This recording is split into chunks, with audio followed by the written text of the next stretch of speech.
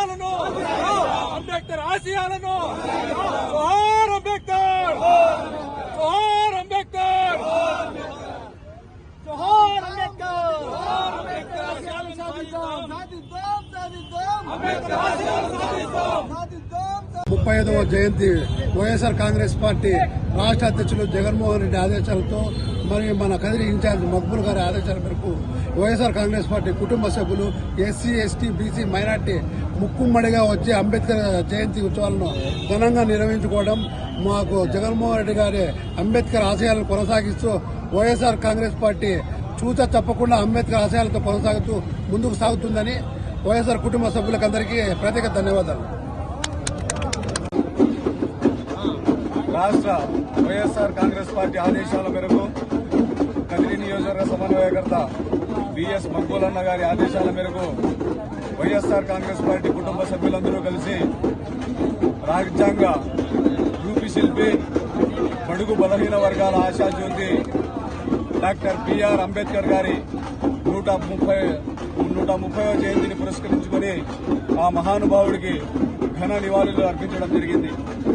ఈరోజు ప్రపంచవ్యాప్తంగా భారతదేశం యొక్క ఔన్నత్యాన్ని కానీ అలాగే భారతదేశంలో ఉన్నటువంటి అనేక మతాల కులాల ఏకత్వాన్ని కానీ ప్రపంచవ్యాప్తంగా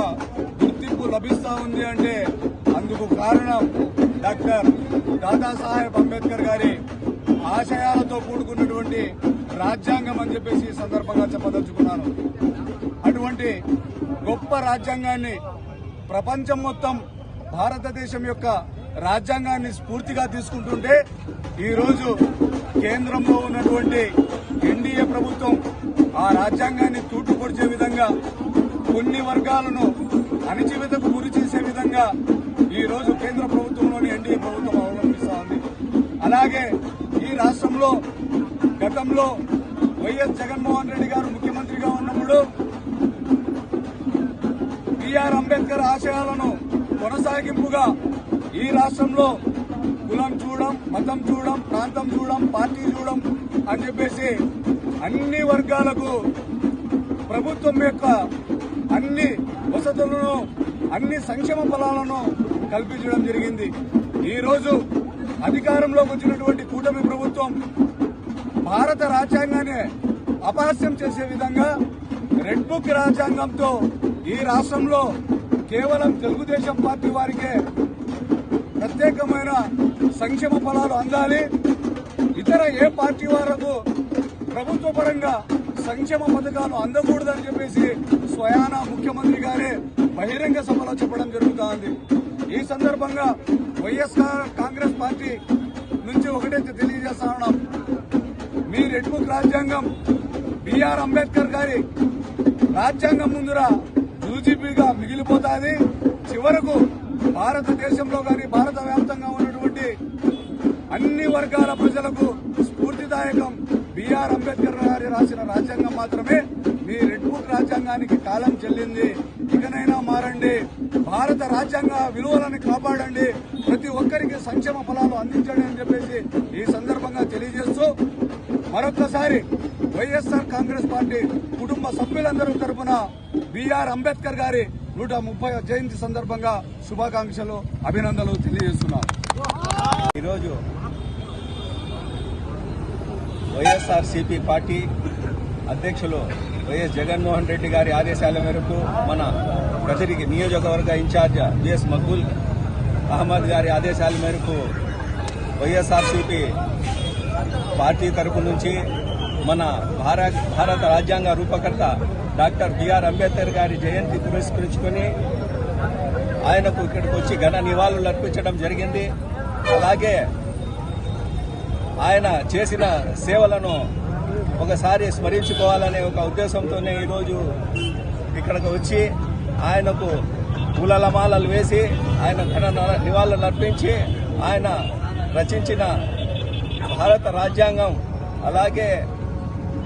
ప్రపంచ దేశాల నలుమూలలో ఈ రాజ్యాంగాన్ని స్ఫూర్తిగా తీసుకుని ఎన్నో రాజ్యాలు మన దేశం వైపు చూసే విధంగా ఆయన రచించిన రాజ్యాంగం ఎంతో మనకు స్ఫూర్తిదాయకం. అలాగే ఆయన మనకు మొదటి న్యాయశాఖ మంత్రిగా కూడా పనిచేసి మన దేశానికి ఎన్నో సేవలు అందించిన డాక్టర్ బిఆర్ అంబేద్కర్ గారి స్ఫూర్తితో ఆయన అడుగుజాడల్లోనే నడిచెల్లా అనే ఒక మంచి ఉద్దేశంతో మన వైఎస్ఆర్సీపీ అధ్యక్షులు వైఎస్ జగన్మోహన్ రెడ్డి గారు గత ప్రభుత్వంలో ఎన్నో సంక్షేమాలు తెచ్చి ఆయన అడుగుజాడల్లోనే నడిచి మన రాష్ట్రాన్ని ఎంతో ఉన్నత స్థితికి తీసుకువెళ్లారు అనేది ఎవరు దాపెట్టే విషయం అయితే కాదు. ఇంకో విషయం, ఈ కూటమి ప్రభుత్వం వచ్చిన తర్వాత ఏదైతే ప్రజలకు అందాల్సిన సంక్షేమం లేదు, వాళ్లకు చెందాల్సిన ఏ ఒక్కటి రావడం లేదు, ఇదైతే నిజం. ఎందుకంటే వీళ్ళు వచ్చేసి అంబేద్కర్ రాజ్యాంగాన్ని కాదు, వాళ్ళు రచించుకున్న రాజ్యాంగాన్ని కూటమి ప్రభుత్వం కానీ కూటమి ఇక్కడ స్టేట్లో కానీ సెంట్రల్లో కానీ వాళ్ళు వచ్చేసి వాళ్ళ రాజ్యాంగాన్ని ఫాలో అవుతాను తప్పనిస్తే మన భారత రాజ్యాంగాన్ని తుంగలో తొక్కేసే విధంగా వీళ్ళు పనిచేస్తారని చెప్పేసి ఈ సందర్భంగా తెలియజేసుకుంటున్నాము. మళ్ళీ మన జగన్మోహన్ రెడ్డి గారి ప్రభుత్వం తెచ్చుకుందాం, అలాగే మన రాష్ట్రాన్ని మళ్ళీ అభివృద్ధి బాటలో సంక్షేమ బాటలో నడుపుకుందాం అని చెప్పేసి ఈ సందర్భంగా తెలిసి చూసుకుంటూ, ఇంకో విషయం, మన బిఆర్ అంబేద్కర్ గారు చేసిన ఎన్నో సేవలను మనమందరము తూచా తప్పకుండా ప్రతి భారతీయుడు పాటించి ఒక మంచి నవనవ సమాజాన్ని నిర్మించుకోవాలని చెప్పేసి ఇక్కడి నుంచి మనం పిలుపునిస్తూ అందరికీ ధన్యవాదాలు తెలియజేస్తున్నాను. జై భీమ్, జై భీమ్, జోహార్ అంబేద్కర్. దేశ చరిత్రలోనే గొప్ప శుభదినమని ఈ సభాముఖంగా తెలియజేసుకుంటూ, మన వైఎస్ రాజశేఖర రెడ్డి కుమారుడు జగన్మోహన్ రెడ్డి గారు సీఎంగా ఉన్నప్పుడు